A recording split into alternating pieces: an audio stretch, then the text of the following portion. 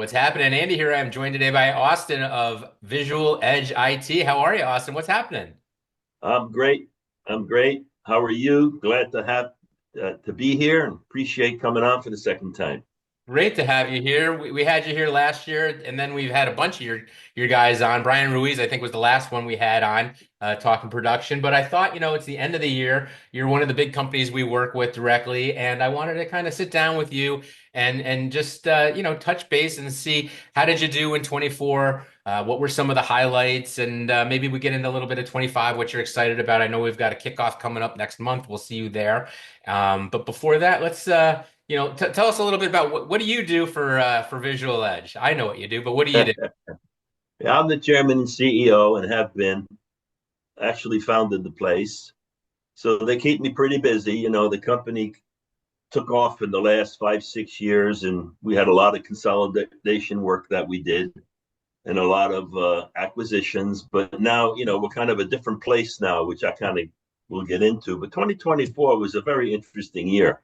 I mean, you're aware of what's been going on in the industry, whether it's vendor consolidations or, as an example, Fuji now selling in the States other than through Xerox, which, makes for an interesting dynamic since one would say, well, there's too many manufacturers already, and that's not true. But, you kind of have a new player coming in who really knows what they're doing, and they're signing folks up. And, we do a lot of business with Xerox, but all of that consolidation, really, from my point of view, it's kind of a natural thing. And at this point, we have found in 2024 for the print side of our business, it's a solid business. If you knew what to do in the last few years, considering COVID, and they come down from 2019, it's a very solid, profitable business. It's not declining 10% a year. It's morphing into something it wasn't. The production print and other verticals are very strong. I'll give you a scalar, which I think tells a good story over the past few years. I just got this yesterday. I was thinking about how I could express to you some of the changes that took place. So I'll give you a scalar. Around the country, between 25 and 45% of our business in print are deals over $100,000. So if you think about that and you realize, when the manufacturers are telling us, we think you should sell more A4 MFPs, there's fewer A3s going out. So you need to adjust your business and your emphasis and realize who isn't decreasing the number of machines they have in the office. It's the large customers. Somebody with 3 or 4 or 5 might get away with 2 or 3 now. The competition comes in and talks to them about decreasing the number. Therefore, you should go with us. Well, we lead with that. So you just have to stay relevant in this business and do something else besides print with your customers, which I get into in just a second, because our MS business is really strong. We'll grow probably 25% this year No in kidding. managed services. And Now, that's what we have been. do all of your locations sell the managed services as well? How are All you two, set up for that? all 300 people in sales, management and salespeople are now bought in and leading as a total technology service provider.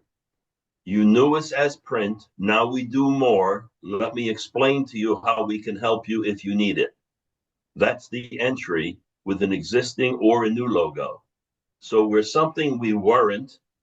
We're not transitioning. We're there. And so it's important to understand, however, that we do not leave behind the print business. We Yes. simply augment our sales force, retrain them, hire new people. And as you mentioned, we were mentioning a little while, I'll call it the green room, about production print. And I was at the Las Vegas show, Print United.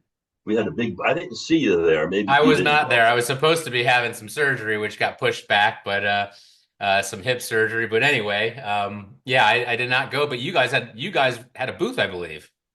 Yeah, we had a 20 by 30. It was a great show, very vibrant. It reminded me of yesteryear when the copier show which it used to be called NAMDA, right? Namda. Remember that? Yeah, Namda. Yep.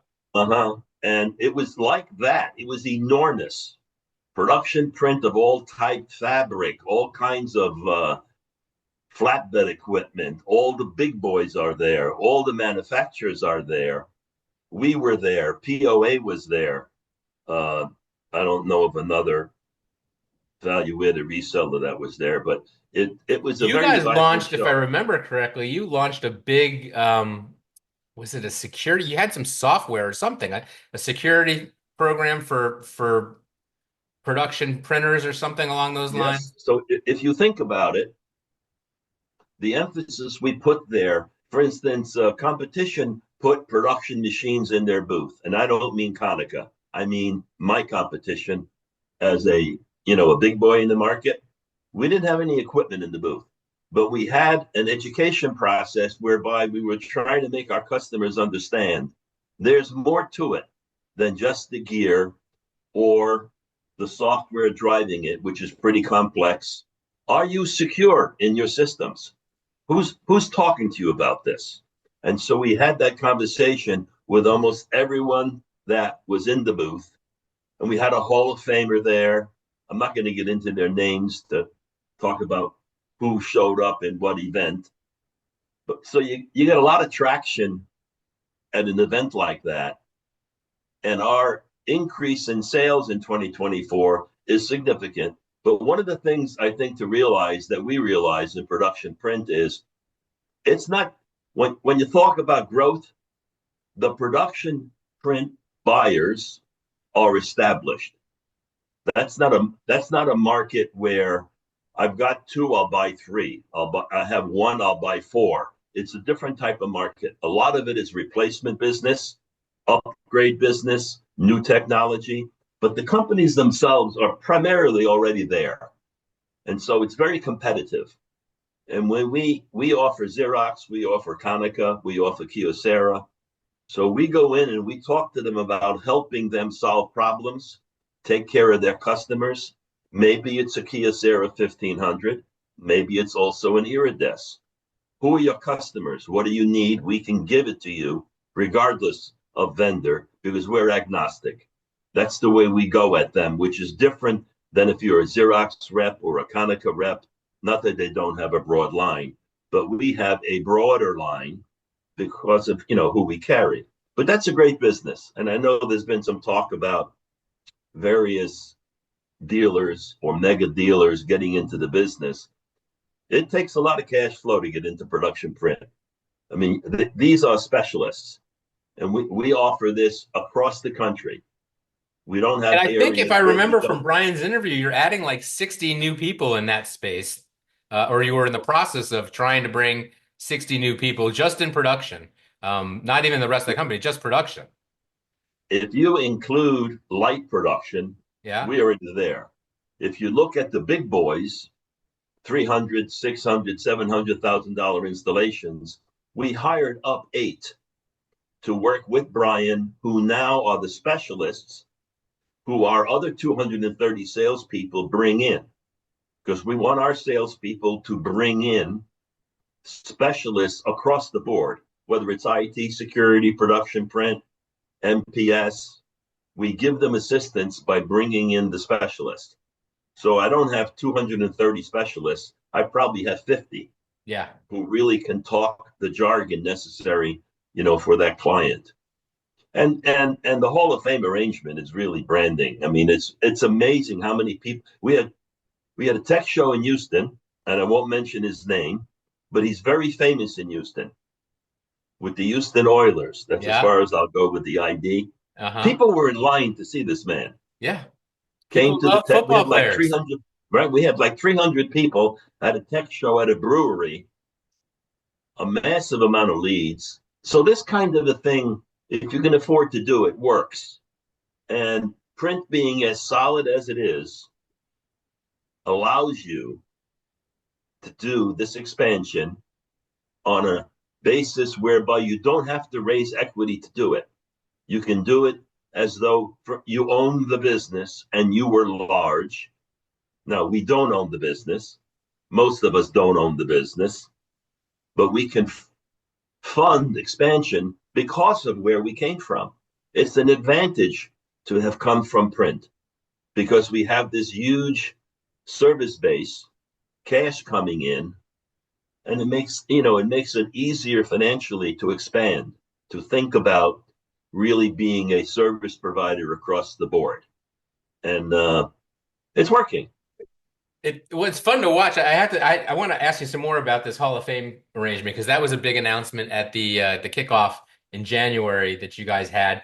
I think it was in Phoenix, Scottsdale. It was in Yeah, Scottsdale, got and that. so it was an interesting launch, but all year long, this is all I've seen. Even in the off season, all I've seen is pictures of your people all over the different stadiums, different events, sometimes games, sometimes just things going on at stadiums, training, or I don't know. Just it was all year long though.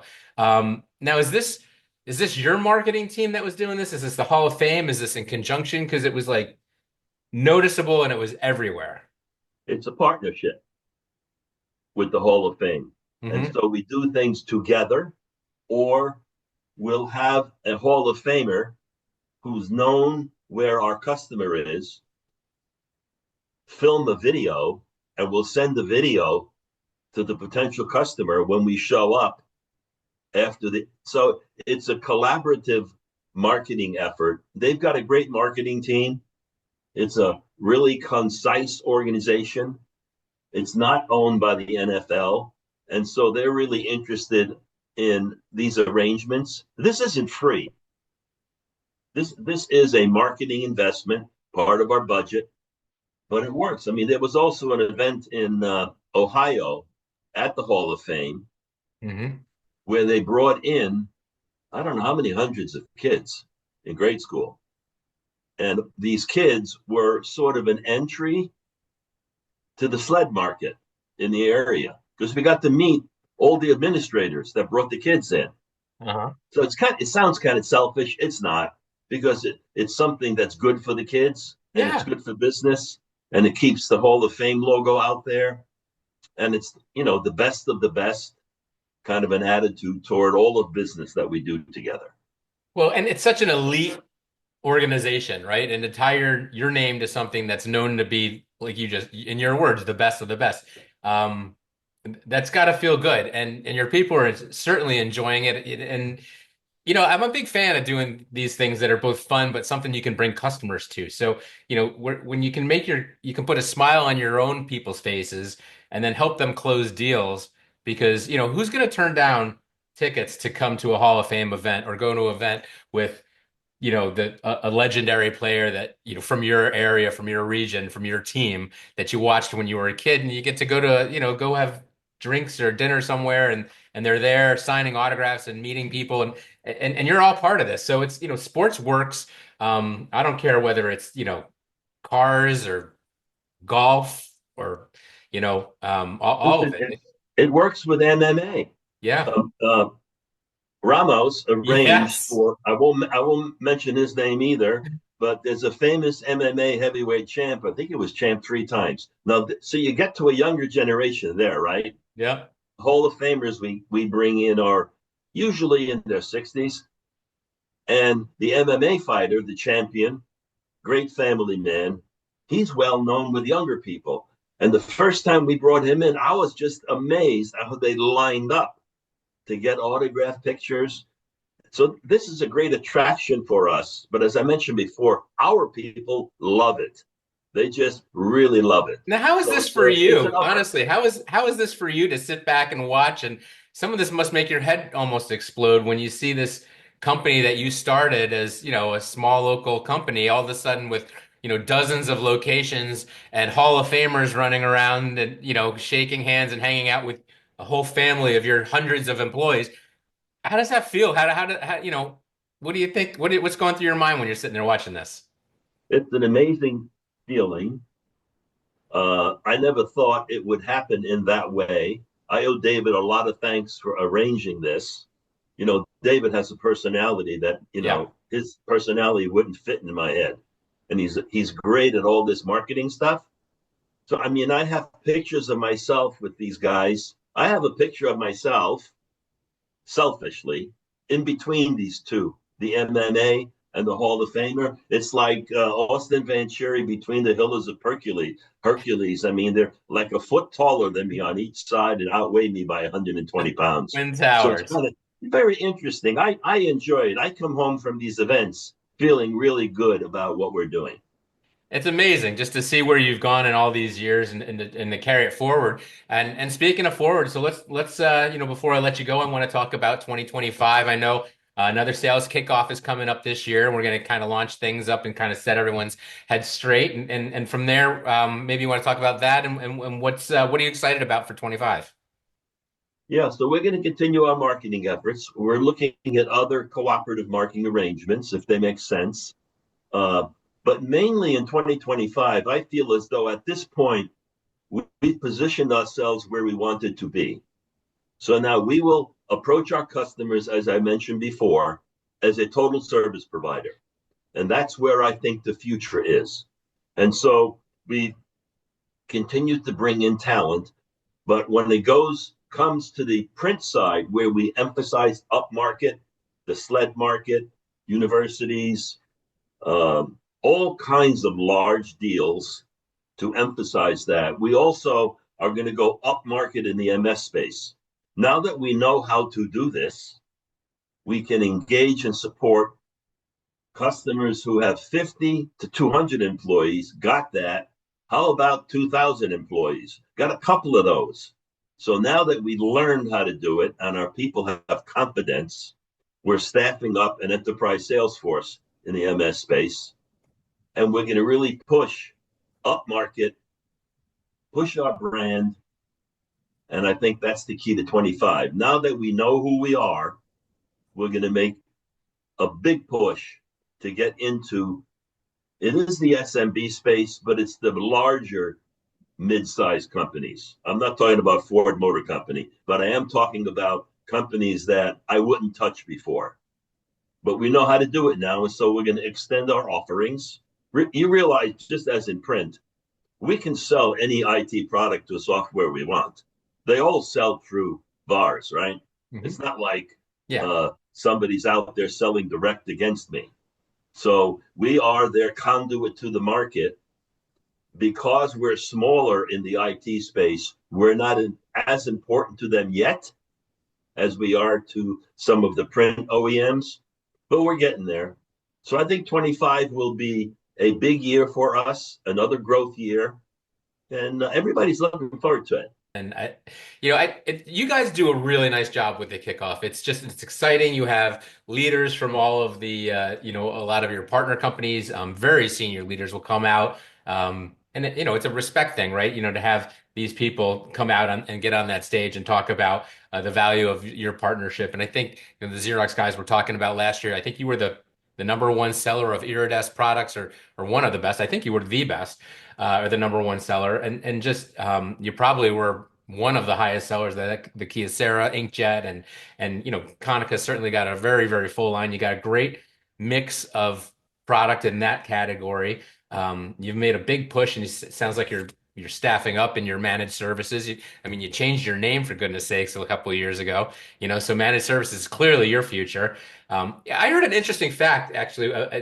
Mark Grice from IBPI was telling me. I think it was Mark. 7 out of the top 10 managed services providers are copier companies.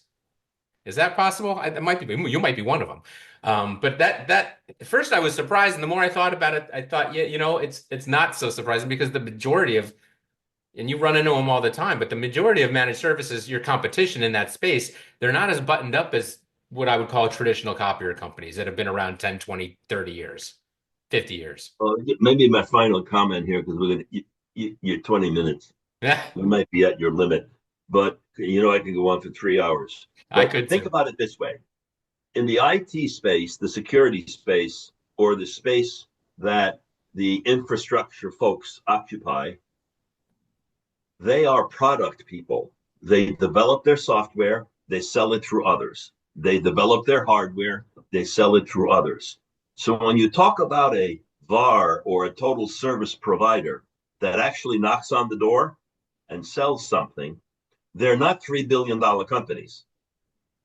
the mega billion-dollar companies are sort of like the Konicas and Xeroxes, Yeah. except they don't have direct sales forces usually because they have millions of clients. And if they need support, remediation, etc., then they come to managed service providers. And there are, I would guess, only 100 that are large. I won't define large, but more than selling in Toledo and doing 20 million, which probably doesn't even exist. But I could have said Houston selling 50. So it's really a different kind of a makeup as to who's providing what service. So if someone has installed for the client Palo Alto networks gear and software, that provider that installed it is providing the service. Yep. Right? Or if it's a software package that's ubiquitous in security across the world, they're selling it through others. And many times, all of that is taking place sort of like back room. So what we do as a total service provider and some of the others that are doing it, I won't say it's unique, but it is different. It is different. In our business, for instance, there's a list of the top 500. And you get to the bottom of that list, you're really talking about small companies. Yeah. Yeah. You're right. You're right. Well, this has been an absolute pleasure. I always love catching up with you. It sounds like you had a great year. You're adding people in production. You're adding people in IT. The whole Print United thing was awesome. You were one of just a couple of dealers that have ever had a booth at that show, to my knowledge. So just a huge year for you guys with the Hall of Fame, and man, you guys really you're gonna have a lot to build on for next year. You really set the bar in 2024, and I'm looking forward to 25. This has been awesome. Yeah, we are too. And, it's not over yet. So, I'll see you in January. I will see you in January. Austin, thanks so much for coming on the show.